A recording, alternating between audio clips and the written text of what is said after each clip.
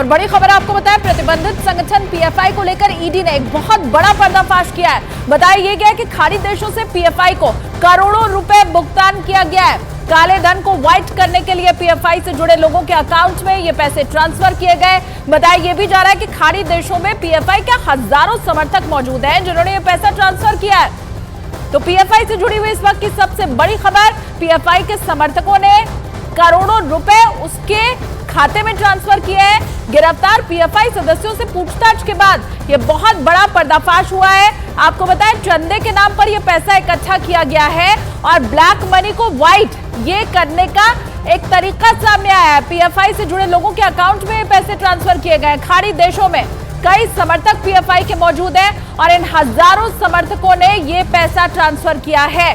News 18 India के आनंद तिवारी जुड़े हुए हैं, उनका रुख कर लेते हैं। आनंद, पूरी जानकारी। देखिए, पहले एनआईए ने इन चारों लोगों को गिरफ्तार किया था और उसके बाद ईडी ने इन चारों लोगों को गिरफ्तार किया है। ईडी की पूछताछ में बड़ा खुलासा हुआ कि किस तरह से गल्फ जो देश है उससे हवाला के जरिए करोड़ों रुपए जो है वो कैश में ब्लैक मनी के जरिए पीएफआई के इन चारों जो नेता हैं उन तक पहुंचा था और पीएफआई के अकाउंट में इस पैसे को ट्रांसफर कराया गया व्हाइट करके। और गल्फ देशों में पीएफआई के हजारों समर्थक मौजूद हैं। ये पहली बार बड़ा खुलासा हुआ है कि न केवल हिंदुस्तान बल्कि विदेश तक में जो है वो पीएफआई ने अपने तार फैला रखे हैं और चंदे के नाम पर विदेश से इकट्ठा किया जाता है करोड़ों रुपए।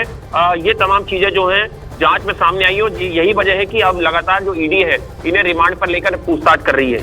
तो ईडी रिमांड पर लेकर पूछताछ कर रही है। चंदे के नाम पर ये करोड़ों रुपए खाते में किए गए ट्रांसफर।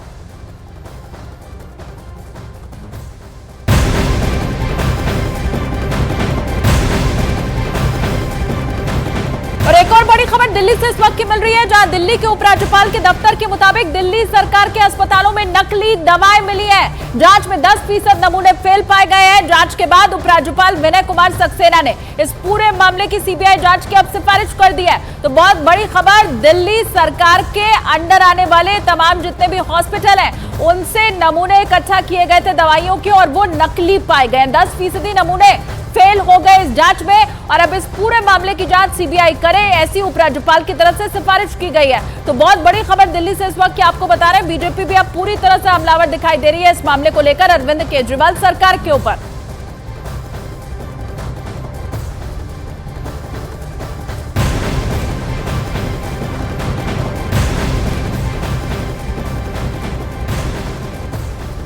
और वहीं दिल्ली के सरकारी अस्पतालों और मोहल्ला क्लिनिकों में दी जाने वाली दवाओं के नमूने फेल होने की खबर आने के बाद बीजेपी ने केजरीवाल सरकार के ऊपर निशाना साध दिया है। बीजेपी सांसद मनोज तिवारी ने प्रेस कॉन्फ्रेंस करके कहा कि मुख्यमंत्री अरविंद केजरीवाल